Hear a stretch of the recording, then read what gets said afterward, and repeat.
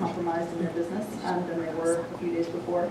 As well, talking with PG&E and SMUD, who are among our funders, and working the idea of working with and communicating via their own small business account teams from this, from the same perspective that they want their client base to be motivated to understand, first of all, what to do in the event of a disaster, but also how to limit the impact of a disaster on their own businesses. But I think the insurance angle and the CPA angle is a really great one, so thank you. Can I just say one little thing? I love all this. I'm there. We're going to be up front, whatever it is.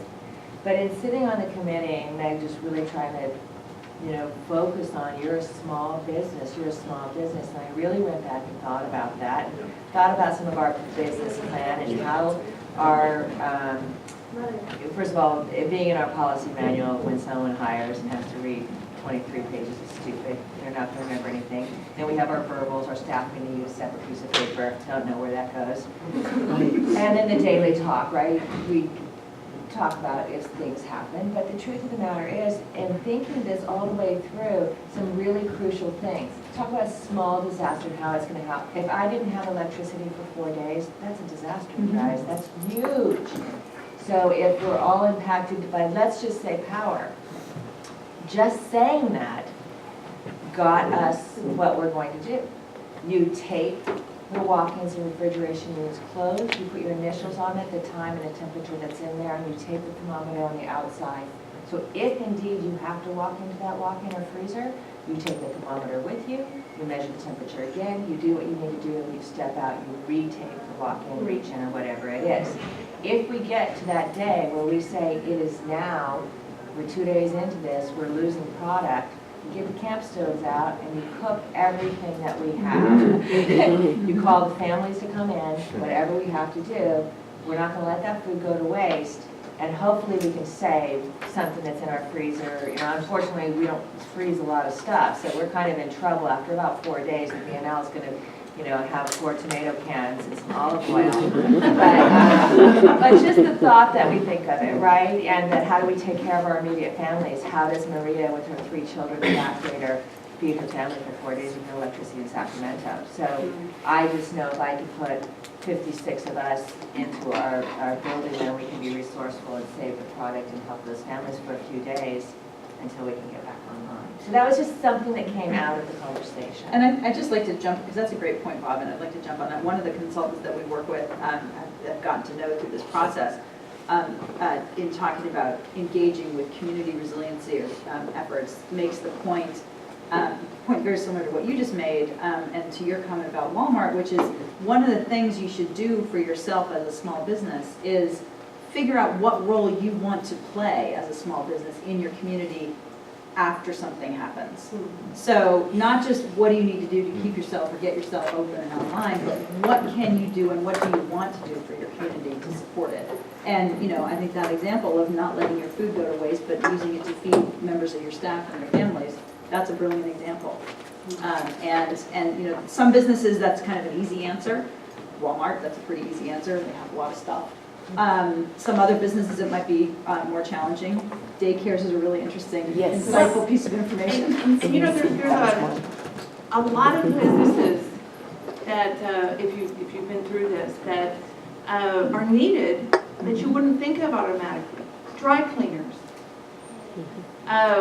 So you've had a major flood event, and people have suits that they don't want to necessarily get rid of. Well, dry cleaners are important in getting people back to work. The tornadoes in Moore, and also Rita in Louisiana, a lot of military. Military do not have an excuse. They have to have clean uniforms. And there were dry cleaners that were opening just to get the military back to work, because they had to have clean uniforms. So there's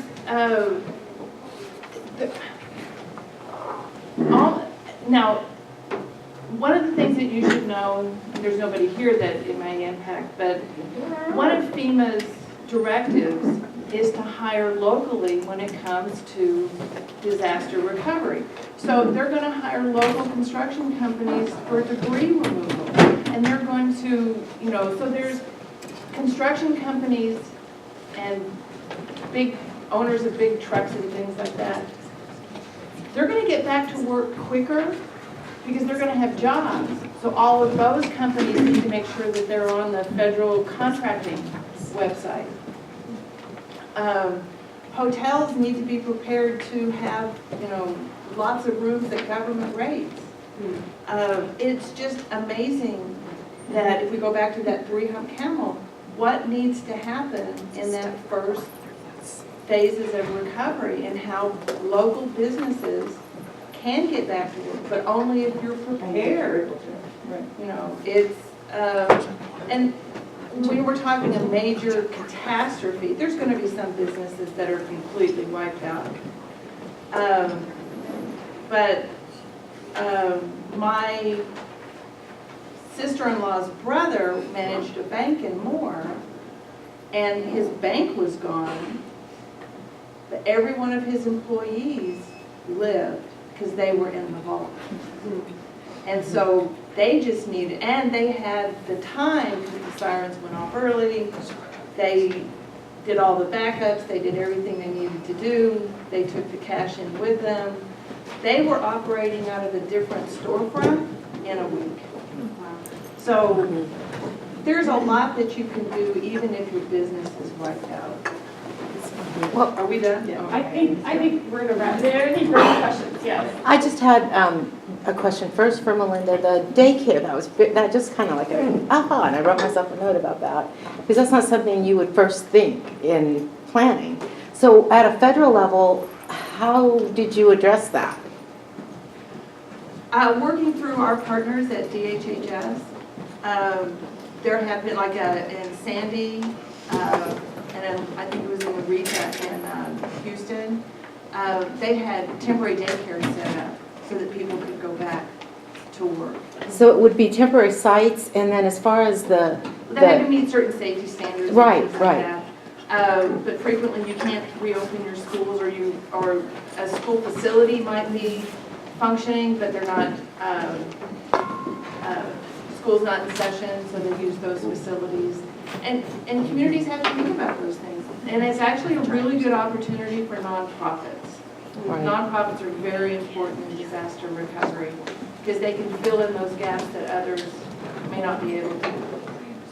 so Well, I'm sure we can Thank chat you. with y'all later. So I just want to say thank you again and for your work to help make, to play off what Bobbin said, instead of the most vulnerable to these disasters of drought, flood, and fire, the most resilient and prepared. So thank you.